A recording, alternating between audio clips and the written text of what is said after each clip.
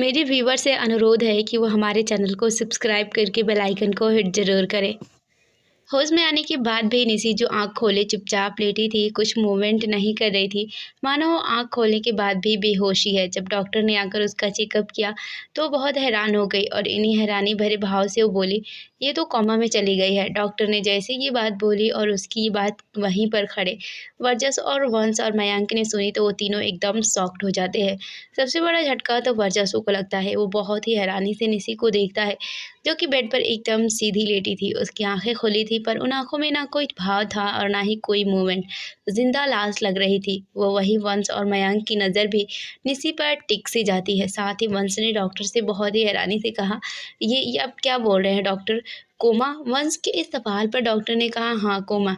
जैसी हालत में ये है, इसे कोमा ही कहते हैं। आई मीन अभी मैं श्योर नहीं हूँ। आप लोग प्लीज़ यहाँ से बाहर जाइए। हमें इनका प्रॉपर चेकअप करना होगा, तभी पता चलेगा इन्हें क्या हुआ है। ये तो बस बेहोश थी, फिर ये सब कैसे? निशी की हालत से डॉक्टर खुद हैरान थे।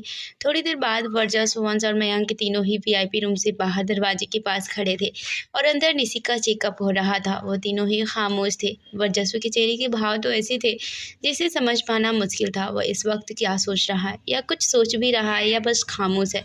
वहीं वंश, वो बस परेशान था। उसके चेहरे पर बस निशी को लेकर फिक्र ही फिक्र थी। और मयंक भी थोड़ा परेशान था। भले मयंक का निशी से कोई मतलब नहीं है, लेकिन इंसानियत के नाते ऐसे ही करीब 1 घंटे बीत जाते हैं, तभी वीआईपी रूम का डोर खुलता है। वहाँ से वही लेडी डॉक्टर बाहर आती है जो पहले निशी को देख रही थी। उसी के साथ एक मेल डॉक्टर भी आते हैं। वहाँ से जो निशी को लेकर सबसे ज़्यादा परेशान था, वो डॉक्टर को देखते ही उनसे पूछता है, डॉक्टर मेरी भाभी कैसी है? वो ठीक तो है ना? आपने जो पहले कहा था वो सच नहीं है ना? वंश के इन सवालों पर लेडी डॉक्टर ने कुछ नहीं कहा, लेकिन वो मेल डॉक्टर बोला, आई एम सॉरी बट वो सच में कोमा में चली गई है। डॉक्टर के ये बोलते ही वंश की आंखें बड़ी बड़ी हो जाती है। जो देख डॉक्टर आगे बोला, प्लीज़ रिलैक्स, वो कोमा में गई है, बट एक शॉर्ट टर्म कोमा। वंश ने सवाल किया, शॉर्ट टर्म कोमा? आप कहना क्या चाहते हैं डॉक्टर? डॉक्टर कहता है, मतलब उन्हें किसी बात का गहरा सदमा लगा है, या ये कह सकते हैं कि उनके साथ कुछ ऐसा हुआ है जो उन्होंने कभी एक्सपेक्ट नहीं किया होगा। और ऐसी सिचुएशन में अक्सर लोग एक गहरी सोच में डूब जाते हैं। उनके दिमाग में वही बातें चलती रहती है, जिसकी वजह से वो खामोश हो जाते हैं, कोई मूवमेंट नहीं करते। एंड ये कोमा जैसे ही होता है, एक शॉर्ट टर्म कोमा, जिसमें पेशेंट जैसे जैसे उन बातों को भूलता जाता है, उससे परेशान कर रही है, वैसे ही नॉर्मल भी होता जाता है। यहाँ डॉक्टर और वंश के बीच बातें चल रही थी। वहीं वर्चस्व शायद उसकी वजह से ही निसी आज इस हालत में हो गई थी। वो तो कुछ रिएक्ट ही नहीं कर रहा था। वो ऐसे चुपचाप खड़ा था जैसे उसे डॉक्टर की बात से कोई मतलब ही नहीं है। फिर वो अचानक ही यहाँ से चला जाता है। जिसका जाना मयंक देख लेता है, तो भी उसके पीछे चला जाता है। यहाँ सब वंश रह जाता है, जो अभी भी डॉक्टर से बात कर रहा था। कुछ घंटों बाद एक ऊंची पहाड़ी जैसी जगह थी। वहीं एक कार आकर खड़ी हुई। कार किसी और की नहीं बल्कि वर्चस्व की थी, जिसमें से वर्चस्व बाहर आता है और हमेशा की तरह उसके साथ रहा मयंक भी। वह दोनों फिर यहाँ से आगे बढ़ जाते हैं। थोड़ा आगे जाकर वो रुक गए, और जैसे ही वो रुके, तभी नेत्रा चिल्लाते हुई आवाज़ में बोली, वर्चस्व प्लीज़ मुझे बचाओ, ये लोग मुझे मार देंगे। नेत्रा की आवाज़ सुन वर्चस्व और मयंक ने उस ओर देखा जिस तरफ से उसकी आवाज़ आई थी। जिस पहाड़ी पर वर्चस्व और मयंक खड़े थे, उसी पहाड़ी के एक साइड में हवा में नेत्रा लटकी हुई थी। उसके दोनों हाथ एक रस्सी से बंधे हुए थे, जिसकी डोर एक आदमी के हाथ में थी। अगर वो आदमी वो रस्सी छोड़ दे, तो नेत्रा उस पहाड़ी के नीचे गिर जाए और शायद फिर वो मर जाए। ऐसा कह सकते हैं नेत्रा मौत के मुंह में लटकी हुई थी। और वो बस लटकी नहीं थी, उसकी हालत भी कुछ खास नहीं थी। उसके चेहरे पर काफ़ी गहरे लाल निशान थे, जैसे उसे किसी ने कितने थप्पड़ मारे हो। उसकी आंखें लाल और ऐसी थी मानो वो कितना रोई हो, और उसका बदन क्या ही बोले, वो तो बुरी तरह काँप रहा था, जैसे वो कितनी डरी हुई हो। वैसे भी वो जिस हालत में थी, उसका यूँ डरना लाजमी ही था। मौत के मुंह में लटकी नेत्रा ने तो वर्चस्व से मदद मांगी, लेकिन वर्चस्व ने जब नेत्रा को इस हालत में देखा, तो उसके चेहरे पर सातिल भाव आ जाते हैं। और ऐसा इसीलिए क्योंकि ये सब वर्चस्व ने खुद करवाया था। जिस आदमी ने नेत्रा को ऐसे लटकाया हुआ था, वो वर्चस्व का एक खास बॉडीगार्ड था। और नेत्रा भी जानती थी ये सब वर्चस्व ने ही उसके साथ किया है, और क्यों किया है ये भी। तभी तो वो वर्चस्व से बोली, वर्चस्व प्लीज़ मुझे छोड़ दो। आई नो मैंने जो किया वो गलत किया। आई नो तुम उसी वजह से मेरे साथ ये सब कर रहे हो, बट मैं अपनी गलती मानती हूँ। आगे नेत्रा थोड़ी अटकती हुई आवाज़ में बोली, I am sorry, I am really sorry. जो मैंने किया उन सब के लिए सॉरी। प्लीज़ मुझे माफ़ कर दो और बचा लो मुझे। मरना नहीं है मुझे, प्लीज़ वर्चस्व मुझे यहाँ से निकालो। मुझे यहाँ डर लग रहा है। नेत्रा इन बातों को बोलते हुए रोने नहीं लगती है, क्योंकि वह इस खाई में लटकी हुई बहुत डर रही थी। वर्चस्व ने अपने आदमियों से नेत्रा की ऐसी हालत करो दी थी कि नेत्रा ने उसको देखते ही अपने किए कि उससे माफ़ी मांगने लगी। वही नेत्रा की मांगी माफ़ी पर वर्चस्व के चेहरे के भाव ऐसे थे जैसे उसे कोई फर्क ही ना पड़ रहा हो। और वही नेत्रा के माफ़ी मांगने पर मयंक ने वर्चस्व से कहा, सर नेत्रा ने तो अपनी गलती मान ली, वो सॉरी बोल रही है, अब क्या करना है? मयंक के इस सवाल पर पहले वर्चस्व खामोश रहा, फिर उसने अपनी सख्त आवाज़ में कहा, उस आदमी को बोलो वो रस्सी छोड़ दे। ये बात बोलते हुए वर्चस्व की नज़र बस नेत्रा पर थी और उसकी आंखों में बस अब भयानक गुस्सा था। वही वर्चस्व की बात सुन मयंक के चेहरे पर हल्के हैरानी भरे भाव आ जाते हैं, क्योंकि रस्सी छूटी मतलब नेत्रा पहाड़ी के नीचे, फिर पता नहीं उसका क्या होगा। मयंक ने एक झिझक भरी आवाज़ में कहा, सर। मयंक ने बस इतना कहा कि वर्चस्व उसको खा जाने वाली नज़रों से देखने लगता है, जो देख मयंक चुप हो जाता है। फिर वो उस आदमी को एक इशारा करता है जिसके हाथ में नेत्रा की जान थी। मयंक का इशारा देख वो आदमी अपने हाथ में पकड़ी हुई रस्सी को धीरे धीरे छोड़ने लगता है। जो नेत्रा ने देखा तो वो रोते हुए जोरों से चिल्लाती है, वर्चस्व प्लीज उसे रोको, नहीं मत छोड़ो मुझे, वर्चस्व मुझे मत मारो। नेत्रा यूं ही चिल्लाती रह जाती है। तभी वो आदमी एक झटके से रस्सी को छोड़ देता है। उसकी रस्सी छोड़ते ही हवा में लटकी हुई नेत्रा गायब हो जाती है, क्योंकि वो पहाड़ी से नीचे गिर चुकी थी। नेत्रा के गिरने पर भी वर्चस्व के चेहरे पर एक सेकंड नहीं आती। उसका हाल ऐसा था कि कोई जिए या मरे मुझे कोई फर्क नहीं पड़ता। 20 मिनट बाद नेत्रा को पहाड़ी से गिरे हुए 20 मिनट हो चुके थे, लेकिन वर्चस्व, मयंक और वर्चस्व का बॉडीगार्ड अभी भी वहां खड़े थे। कुछ पल बाद उस पहाड़ी के आसपास एक दर्द भरी राहनी की आवाज़ सुनाई देती, प्लीज़ हेल्प। वर्चस्व, मयंक और बॉडीगार्ड ने उस तरफ देखा। वो कराने की आवाज़ नेत्रा की थी, जिसे वर्चस्व ने पहाड़ी से नीचे गिरा दिया था, लेकिन उस तरफ नहीं जहाँ गहरी खाई थी, बल्कि उस तरफ जहाँ खाई तो नहीं थी पर पत्थर, कांटे और नुकीली झाड़ियाँ बहुत थी। जहाँ कोई गिरे तो वो मरे नहीं, उसकी हालत मरने जैसी हालत से कम नहीं हो रही थी, जैसे नेत्रा की हो गई थी। नेत्रा वहाँ से ऊपर आ रही थी, पर वो पूरी खून से लथपथ थी। उसके सिर पर चोट लगी हुई थी, हाथ पर भी गहरे घाव थे और कुछ घाव से खून भी बह रहा था। सेम हालत उसके पैरों की भी थी, तभी तो उसे चलते नहीं बन रहा था। वो लंगड़ाकर चल रही थी। जैसी हालत में थी, सब कुछ साफ बयां कर रहा था कि वो इस वक्त कितने दर्द में होगी। नेत्रा कैसे भी कर चलते हुए पहाड़ी के ऊपर आती है और वो जैसे ही वहां पहुंचती धड़ाम से नीचे गिर जाती है। नेत्रा की ये मरी हुई हालत देख वर्चस्व की आंखों के सामने निसी का वो एक्सीडेंट वाला खून से लथपथ चेहरा घूम चलता है। ऐसा लग रहा था वर्चस्व ने नेत्रा की सेम वही हालत कर दी थी जैसे डीसी की थी। तभी तो नेत्रा को ऐसे देख अब वर्चस्व के चेहरे पर एक सेटिस्फेक्शन भरा भाव था। और इन्हीं भावों के साथ नेत्रा के पास गया। उसने अपनी एक उंगली से नेत्रा का जमीन में दबा चेहरा और दांत भेजते हुए बोला, नेत्रा मल्होत्रा, अब तुम मेरी और मेरी बीवी की लाइफ से दूर रहना, और अगर तुम नहीं मानी तो इस बार ऐसी हालत की है दोबारा जान से मार दूंगा। लास्ट की बात वर्चस्व ने भयानक सी आवाज में कही। फिर उसने एक झटके से नेत्रा का चेहरा छोड़ दिया और यहाँ से जाने लगा। जाते हुए उसने अपने बॉडीगार्ड से कहा, इसे हॉस्पिटल में भेज देना। वर्चस्व यहाँ से चला जाता है। वहीं नेत्रा एक दर्द के साथ उसे जाते हुए देखती रहती है। नेत्रा कितनी भी बुरी घमंडी रही हो, पर उसका वर्चस्व के लिए प्यार सच्चा था। तभी तो उसे पाने के लिए उसने क्या कुछ नहीं किया। पर आज उसे एहसास हो चुका था, उसके इतना कुछ करने के बाद भी वर्चस्व उससे हमेशा के लिए दूर जा चुका है। नेत्रा की आंखों से आंसू बह चलते हैं। शाम का समय, मुंबई की बड़ी म्यूजिक कंपनी, इसी कंपनी के रिहर्सल रूम में दक्ष अपने नए म्यूजिक एल्बम के लिए प्रैक्टिस कर रहा था। तभी वहाँ कोई आदमी आया और उसने दक्ष से कहा, दक्ष सर आपसे कोई मिलने आया है, मिस्टर वर्चस्व नगामी। वर्चस्व का नाम सुन दक्ष की भवें आपस में जुड़ गई। फिर उसने कहा, ओके मैं आता हूँ। वो आदमी यहाँ से चला गया। उसके जाने की थोड़ी देर बाद दक्ष भी यहाँ से जाता है। दक्ष एक रूम में पहुंचता है जहाँ वर्चस्व पहले से ही बैठा हुआ था। दक्ष उसके पास जाता है। वही दक्ष को देख वर्चस्व खड़ा हो जाता है। वर्चस्व को देख दक्ष कुछ खास खुश नहीं था, इसीलिए उसने अपनी एरोगेंट वॉइस में कहा, मिस्टर नगामी आप यहाँ, अब मैंने क्या कर दिया जो आप अपना गुस्सा निकालने यहाँ तक चले आए? दक्ष पुरानी बातें कर रहा था, पर वर्चस्व शायद आज कुछ और ही बात करने आया था। तभी तो उसने दक्ष की बात पर कुछ नहीं कहा और अपनी बात बोली, मुझे तुमसे कुछ पूछना है। वर्चस्व की ये बात सुन दक्ष की आंखें छोटी हो जाती है। वही वर्चस्व आगे बोला, तुम निशी से कैसे मिले? वर्चस्व का ये सवाल सुन दक्ष के चेहरे के भाव पहले जैसे ही थे और उसने कोई जवाब नहीं दिया। दक्ष की तरफ से कोई जवाब ना पाकर वर्चस्व ने उससे फिर से वही सवाल किया। वर्चस्व की दोबारा पूछने पर दक्ष ने कहा, मेरा और निशी का मिलना इत्तेफाक था, निसी सड़क पर बेहोश पड़ी थी। उसका एक्सीडेंट हुआ था, तभी मैं उससे मिला था। उसकी हालत ठीक नहीं थी, तो एक अच्छा इंसान होने के नाते मैं उसे हॉस्पिटल लेकर गया। दक्ष ने बस इतना ही कहा। तभी उसकी बात के बीच वर्चस्व बोला, तो क्या तुम निसी को इससे पहले कभी नहीं जानते थे? दक्ष को वर्चस्व का ये सवाल बहुत अजीब लग रहे थे, पर उसने जवाब दिया, नो, कभी नहीं। उसकी पहले क्या, मैं तो तब भी निसी को नहीं जानता था, जब तक निसी ने खुद नहीं बताया कि वो कौन है। दक्ष की ये बात सुन वर्चस्व के चेहरे के भाव ऐसे हो जाते हैं जैसे वो किसी सोच में डूब गया हो, और ऐसे वो खुद में बुदबुदाता है। दक्ष और निसी एक दूसरे को पहले से नहीं जानते थे। वर्चस्व ने बस इतना कहा। इसके आगे उसने कुछ नहीं कहा, और ना ही उसने दक्ष से कोई सवाल किया, और यहाँ से चला जाता है। दक्ष जो वहीं खड़ा था, वर्चस्व की यूँ अचानक जाने से वो हैरान हो जाता है। वहीं वर्चस्व कंपनी के बाहर पहुँचता है। वो अब फिर से अपनी सोच में डूब चुका था, और खुद में धीमी आवाज़ में बोला, निसी दक्ष के साथ भागी नहीं थी, वो मुझसे दूर भागी थी, और वजह वो सब था जो नेत्रा ने किया। वर्चस्व परेशानी से अपने बालों में हाथ घुमाता है। ऐसा करते हुए उसके सामने वो नज़ारा घूम चलता है जब नेत्रा ने उसकी और अपनी प्राइवेट मोमेंट की फ़ोटो और वीडियोज़ निसी को दिखाई होगी। तो निसी को कैसा फ़ील हुआ होगा? जब वो सब हुआ था तब वहाँ वर्चस्व नहीं था, इसीलिए वो अभी बस वो पल अपने से सोच रहा था। वर्चस्व के सामने एक और सच खुल चुका था कि निसी उससे दूर तो गई, पर कभी उसे धोखा देकर नहीं, उससे दूर गई थी।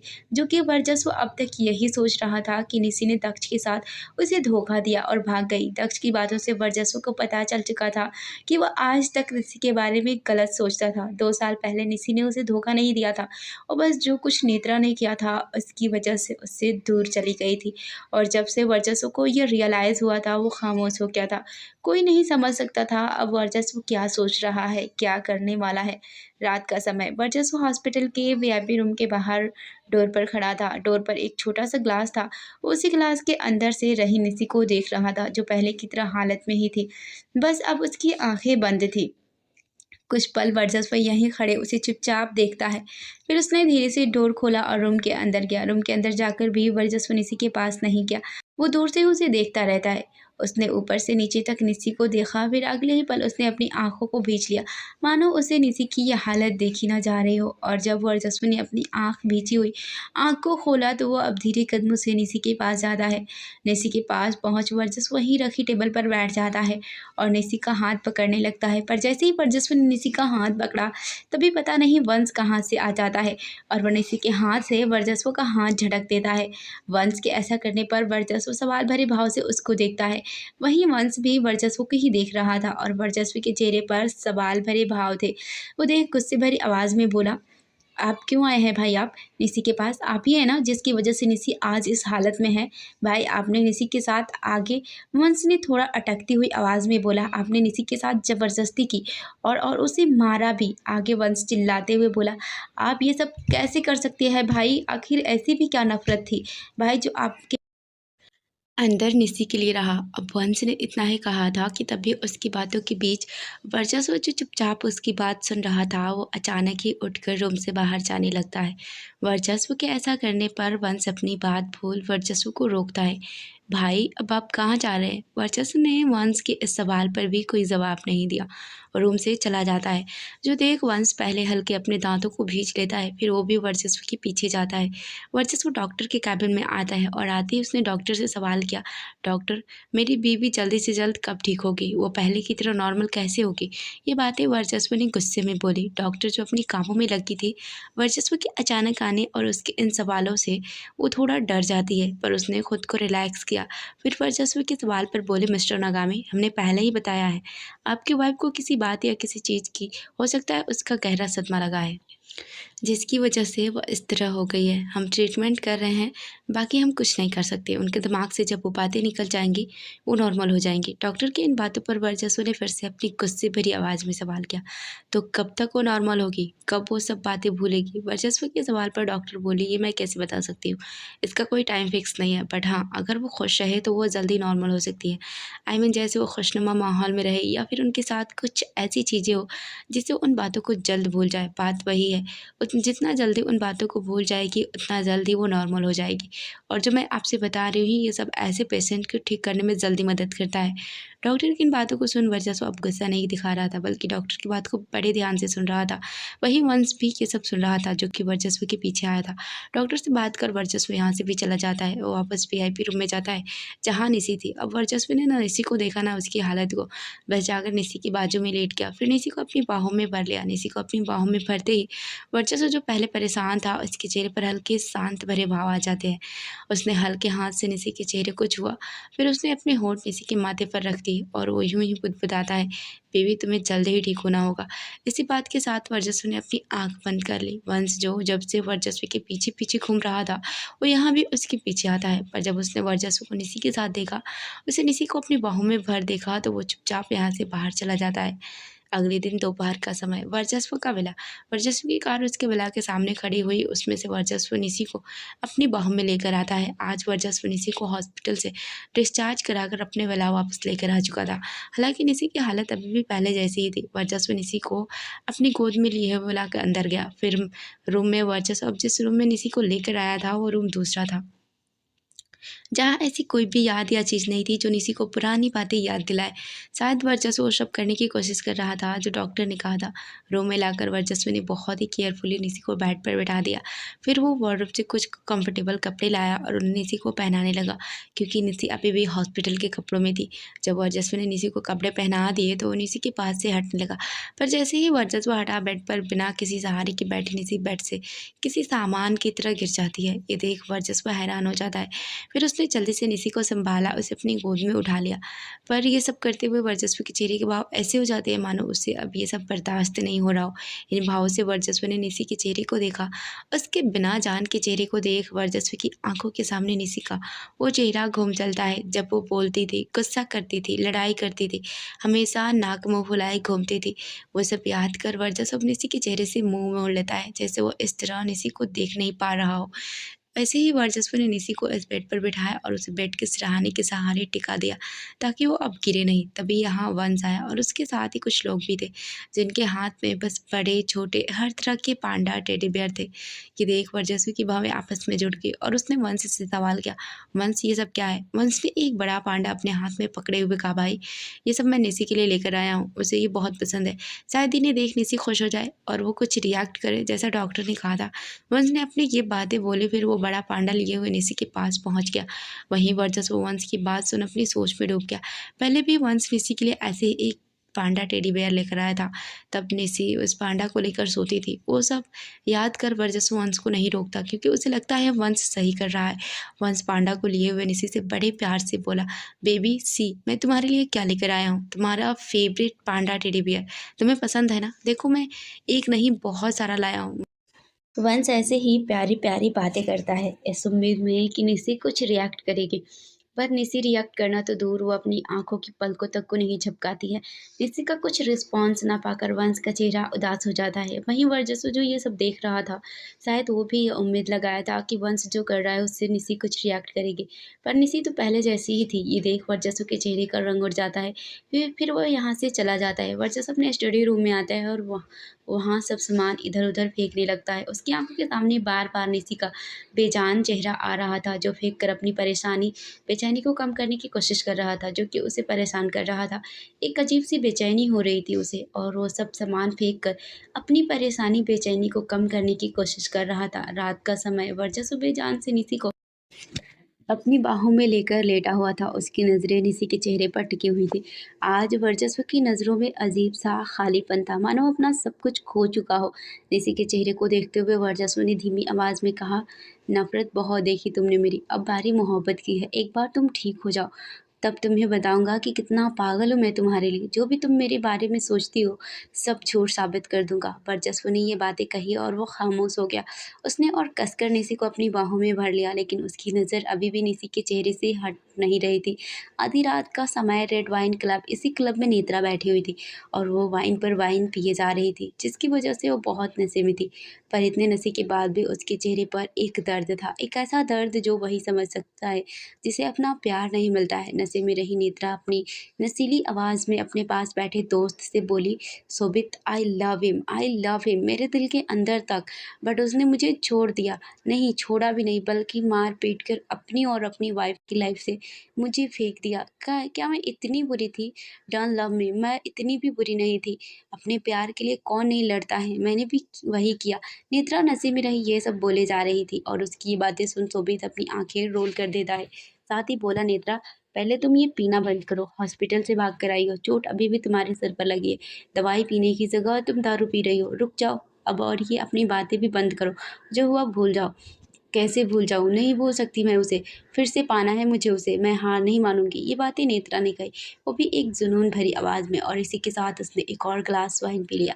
ये उसके दोस्त ने देखा पर उसने कुछ नहीं कहा, क्योंकि वो भी नशे में था और अब उसने भी एक पैग लगा लिया। वो नशे का सिलसिला चलता रहता है। तभी नेत्रा खुद में बोली, I need to go to you washroom. ये बात बोल नेत्रा ने अपने दोस्त की तरफ देखा, जो कि अब नशे से बेहोश पड़ा था। उसको यूँ देख नेत्रा ने अजीब सा मुँह बना लिया। फिर वो यहाँ से उठी और अपने लड़खड़ाते हुए कदमों से पूरे क्लब में घूमने लगी। वो घूम नहीं रही थी, वो वॉशरूम ढूँढ रहे थे, मगर बहुत नशे में रहने की वजह से उसे वॉशरूम मिलता ही नहीं है। ऐसे ही घूमते हुए नेत्रा क्लब के प्राइवेट सेक्शन के एक रूम में पहुंच जाती है। जहां उसकी नज़र वॉशरूम पर पड़ती है तो वो अपने कदम उस ओर बढ़ा देती है।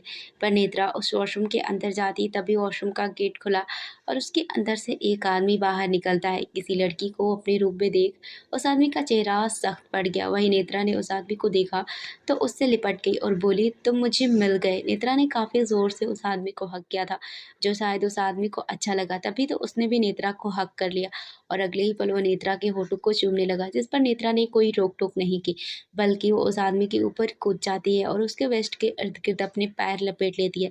नेत्रा के ऐसा करने पर उस आदमी ने अपनी डीप सी वॉइस में कहा, गलत कर रही हो तुम, मैं आगे बढ़ा तो रुकूंगा नहीं। नेत्रा ने कहा, बढ़ जाओ। नेत्रा का ये जवाब सुन वो आदमी अब पेशेंटली नेत्रा के होठों को चूमने लगा। फिर वो उसे लेकर बेड पर पहुंच गया, जहां वो नेत्रा के ऊपर से नीचे तक चेक करता है।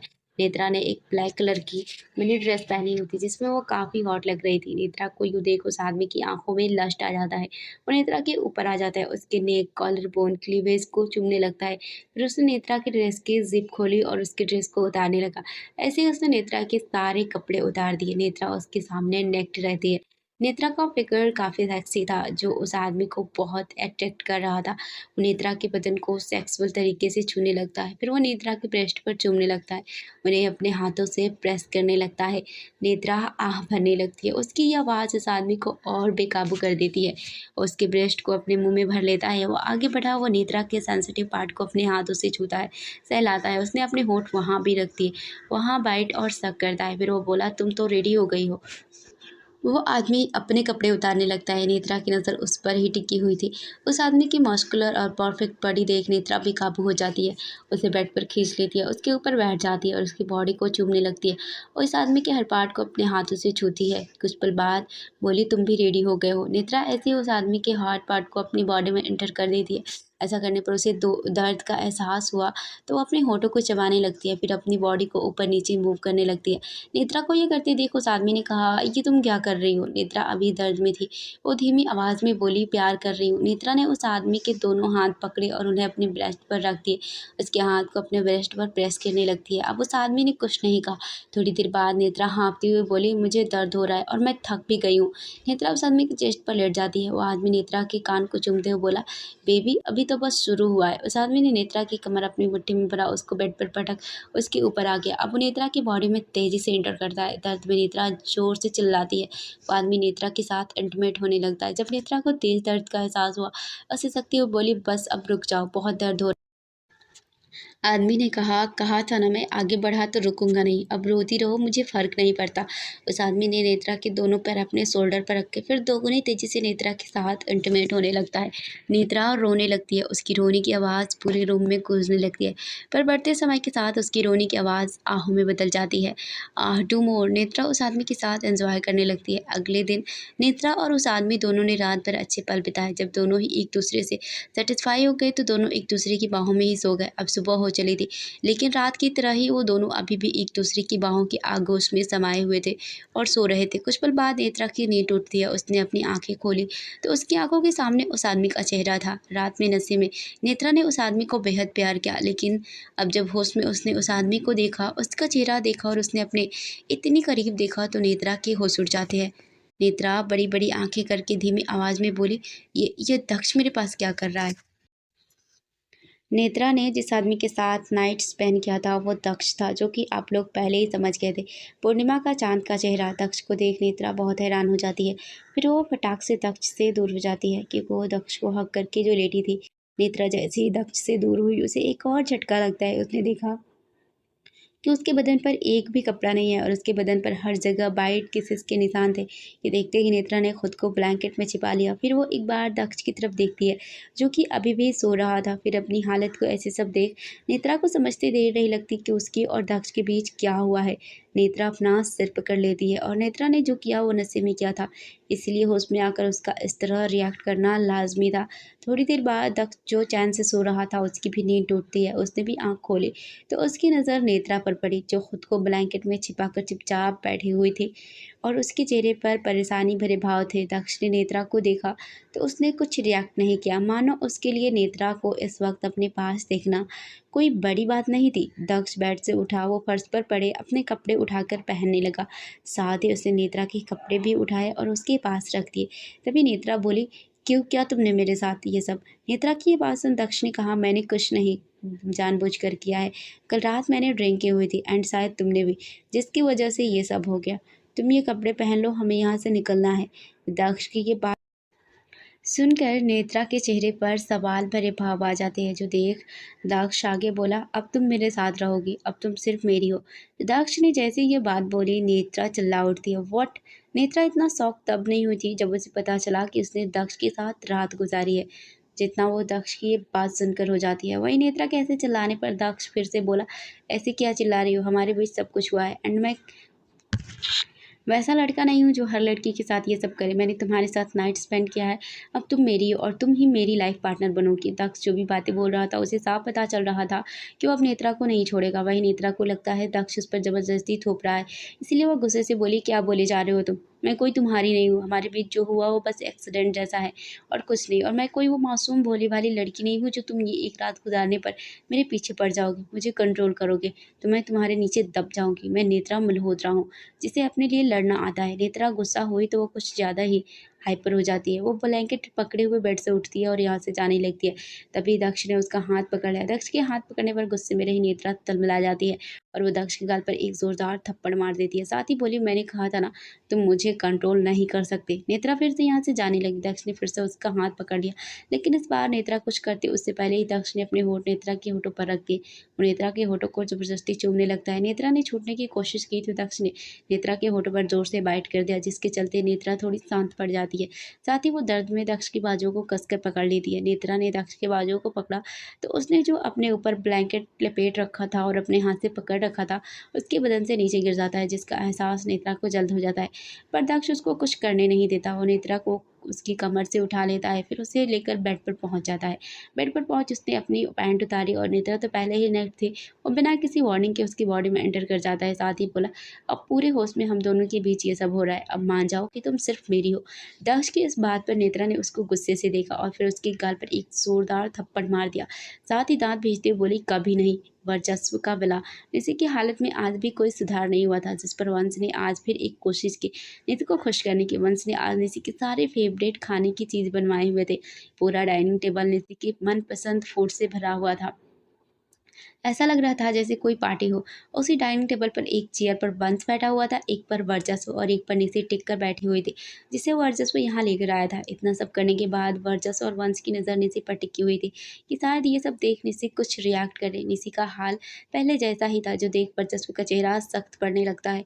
पर वंश वो हार नहीं मानता। उसने एक और कोशिश की। वंश ने जितना भी खाना था सब थोड़ा थोड़ा अपने प्लेट में लिया और उसे खाते हुए बड़ी आवाज़ से बोला, क्या टेस्टी खाना है भाई, आप भी खाओ ना, भाभी आप भी खाओ। वंश पूरा नॉर्मल बिहेव कर रहा था, जैसे कुछ हुआ ही ना हो, पर ऐसा करते हुए भी उसकी नज़र निसी पर ही थी। वही वर्चस्व की नज़र तो एक पल के लिए भी निसी से हटी नहीं थी। वो निसी को बड़े गौर से देख रहा था, मानो उसकी बॉडी के किसी पार्ट में भी वो ज़रा सा भी कोई रिस्पॉन्स देखना चाहता था।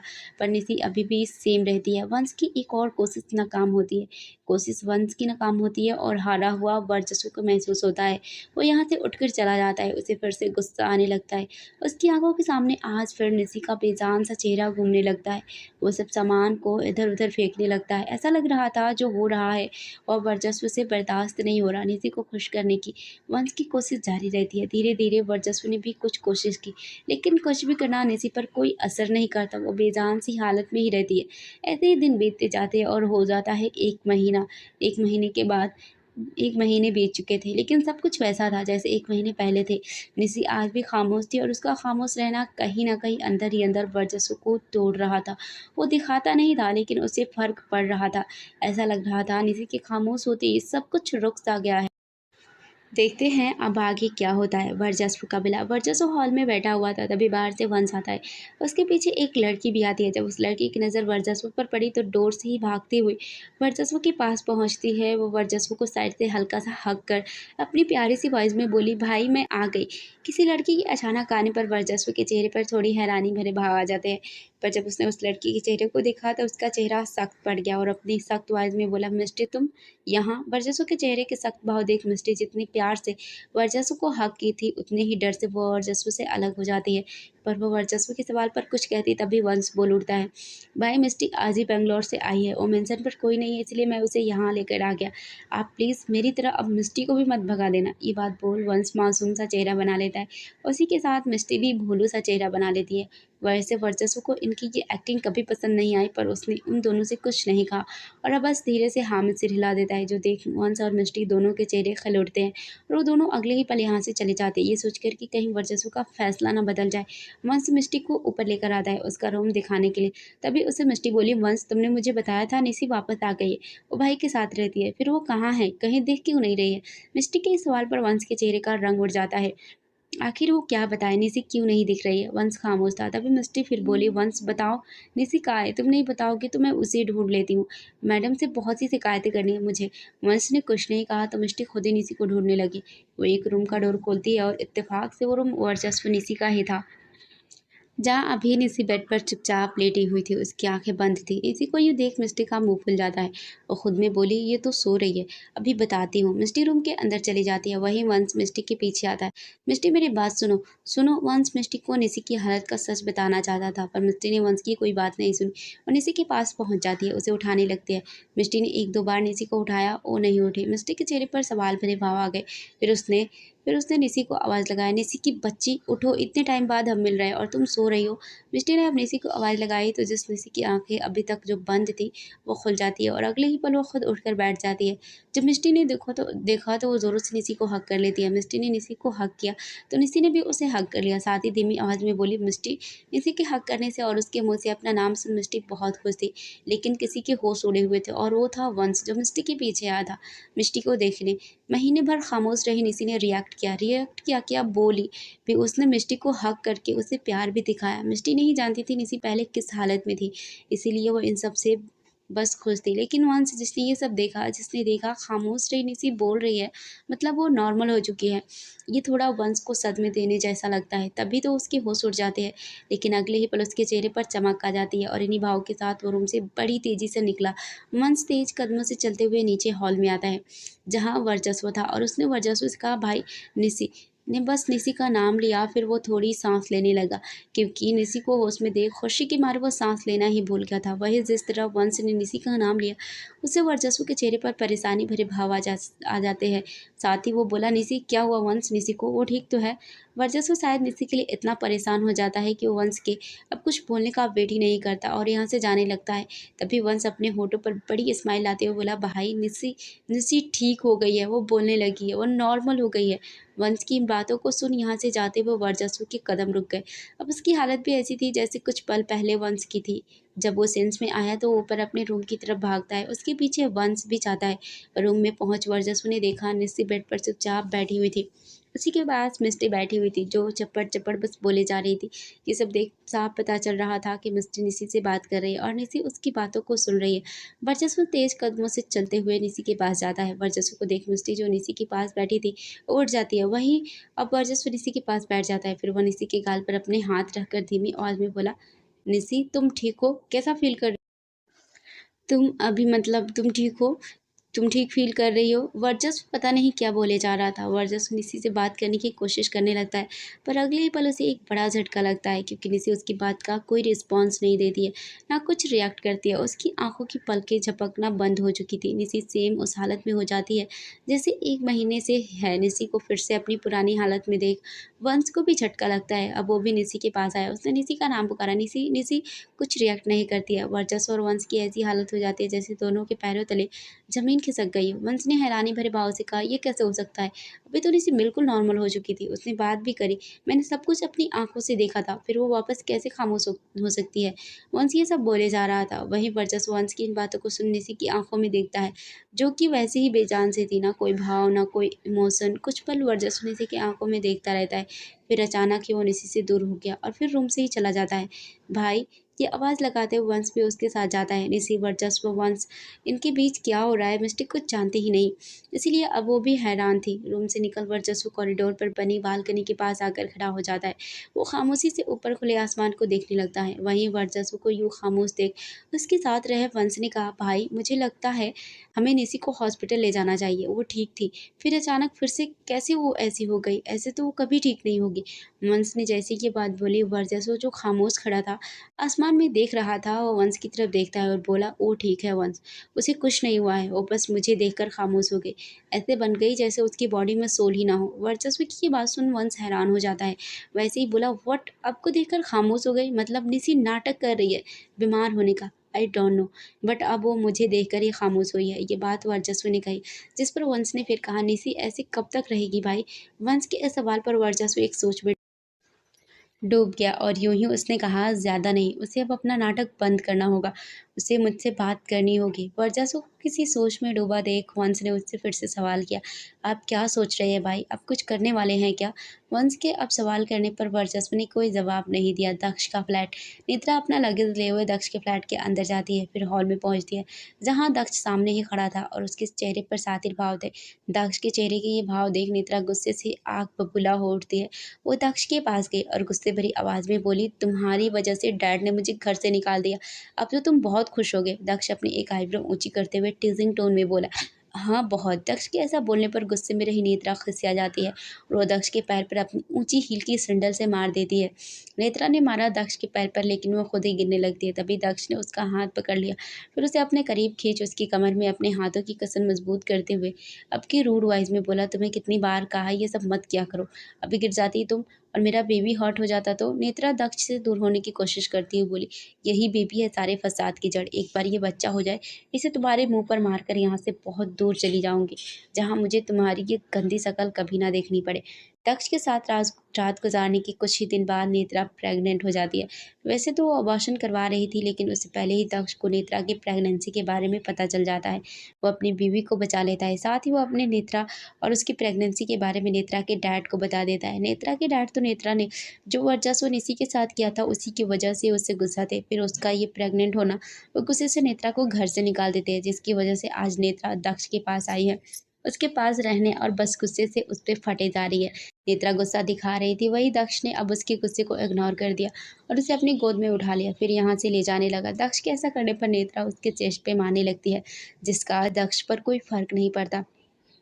जब से दक्ष नेत्रा की लाइफ में आया था, उसने नेत्रा की लाइफ, उसकी हरकत, इस सब को बहुत कंट्रोल कर लिया था, जिसकी वजह से नेत्रा अपनी मर्जी का कुछ नहीं कर पाती थी। फिर एक ही काम करती, बस गुस्सा, जिसे भी दक्ष ज़्यादा भाव नहीं देता था। दक्ष नेत्रा को एक रूम में लेकर आता है, जिसे देख नेत्रा की आंखें बड़ी बड़ी हो जाती है। पूरे रूम के दीवार पर क्यूट क्यूट बच्चे बेबीज़ के फ़ोटोज़ लगे हुए थे। कुछ क्यूट टेडी बियर भी रखे हुए थे। पूरा रूम ही क्यूट लग रहा था। नेत्रा यही सब देखकर हैरान थी। वहीं दक्ष ने कहा, तुम इस रूम में रहोगी, फिर देखना इन सब की तरह हमारा बेबी भी बहुत ही क्यूट होगा। दक्ष की बात नेत्रा ने सुनी तो वो दक्ष के चेहरे की तरफ देखने लगी, जो कि पहले से ही उसकी तरफ देख रहा था। फिर अगले ही पल वो दक्ष से अपनी नज़रें फेर लेती है। शाम का समय, समुद्र के किनारे बिल्कुल सनसेट पॉइंट के सामने रेत पर एक बहुत सुंदर डेकोरेशन थी। छोटी सी जगह पर मंडप की तरह कुछ मतलब 4 खंभे लगे हुए थे। उन्हें एक दूसरे से जोड़ दिया गया था। फिर उनके ऊपर वाइट कॉटन से डेकोरेशन की गई थी। कुछ कॉटन हवाओं में लहरा रहे थे, जो कि हवा में लहराते हुए समंदर की लहर की तरह लग रहे थे। इसमें कुछ स्टार लाइट भी लगी हुई थी, जो शाम के समय और इस सनसेट होते हुए सूरज की रोशनी में मिलकर तारों की तरह लग रहे थे। इस सुंदर डेकोरेशन के बीच एक राउंड टेबल रखी हुई थी, जिसपे अभी तो कुछ नहीं था, बस वाइट कपड़ा बिछा हुआ था। टेबल के पास आसपास 2 चेयर रखी हुई थी। सब कुछ देख ऐसा लग रहा था मानो किसी कपल की डेट की डेकोरेशन है। यही इस डेकोरेशन के कुछ दूरी पर वर्चस्व की कार आकर खड़ी होती है। वो कार से बाहर आता है, फिर वो अपने साथ लाए निसी को भी कार से बाहर लाता है। निसी वही खामोश वाली हालत में थी, इसीलिए वर्चस्व से अभी भी उसे अपनी बाहों में ही उठाकर कार से बाहर आता है। कार से बाहर आकर वर्चस्व निसी को लिए हुए अपने कदम उस डेकोरेशन वाली जगह की तरफ बढ़ा देता है। जब वो उस जगह पर पहुंच जाता है तो पहले उसने अपनी पूरी डेकोरेशन देखी, फिर अपनी बाहों में लिए हुए निसी की तरफ देखा। निसी में अभी भी वो खामोशी ही छाई हुई थी। निसी को यूँ देख वर्चस्व ने कुछ रिएक्ट नहीं किया। वो निसी को लेकर डेकोरेशन के बीच रखी टेबल के पास जाता है, फिर निसी को वहीं पर रखे एक चेयर पर बैठा देता है। वर्चस्व ने जैसे ही निसी को चेयर पर बिठाया, उसके ऊपर गुलाब के फूलों की पंखुड़ियों की बारिश होने लगती है। इस पल में भी वर्चस्व ने निसी के चेहरे की तरफ देखा। उसका चेहरा अभी भी भाव रही था। निसी को कोई कोई फर्क नहीं पड़ रहा था उसके साथ या उसके आसपास क्या हो रहा है। आपकी निसी की खामोशी देख भी वर्चस्व ने कुछ रिएक्ट नहीं किया। गुलाब की पंखुड़ी की बारिश रुकी तो सामने टेबल पर जो वाइट कपड़ा बिछा हुआ था वो अपने यहाँ फटने लगा, और जब वो कपड़ा पूरा हटा तो मेरे क्यूट व्यूवर से अनुरोध है कि वो वीडियो को यूं ही देख कर ना जाए, सब्सक्राइब कर दे। और इस कहानी के पिछले पार्ट को आप हमारे चैनल पर विजिट करके सुन सकते हैं, और हमारे चैनल को सब्सक्राइब करके बेल आइकन को हिट ज़रूर करें। हम आप सबके लिए इतना मेहनत करते हैं, तो क्या आप एक सब्सक्राइब नहीं कर सकते? प्लीज़ सब्सक्राइब करें।